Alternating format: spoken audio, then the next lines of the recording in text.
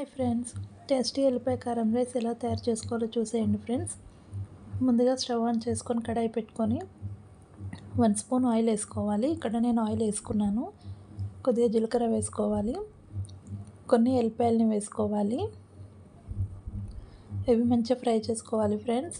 ఇవి కొంచెం ఫ్రై అయిపోయిన తర్వాతకి కొద్దిగా కరివేపాకు వేసుకోవాలి, కొంచెం మినపప్పు వేసుకొని ఫ్రై చేసుకోవాలి. చూడండి, ఇవి ఇక్కడ ఫ్రై అయిపోయాయి. ఇప్పుడు స్పైసీనెస్కి తగ్గట్టుగా కారం వేసుకోవాలి, రుచికి సరిపడా సాల్ట్ వేసుకోవాలి, కొంచెం ధనియా పౌడర్ వేసుకోవాలి, కొద్దిగా గరం మసాలా వేసుకోవాలి, కొంచెం జీలకర్ర పౌడర్ వేసుకోవాలి. వేసుకొని ఒకసారి మొత్తం కలిపేసుకోవాలి. ఇప్పుడు అన్నంని వేసుకోవాలి ఫ్రెండ్స్. అన్నంని వేసుకొని కలుపుతూ ఫ్రై చేసుకోవాలి. ఒక 5 మినిట్స్ పాటు హై ఫ్లేమ్లో కలుపుతూ ఫ్రై చేసుకోవాలి ఫ్రెండ్స్. అంతేనండి. ఇప్పుడు స్టవ్ ఆఫ్ చేసేసుకుందాం. ఎంతో టేస్టీగా ఉండే ఎల్లిపాయ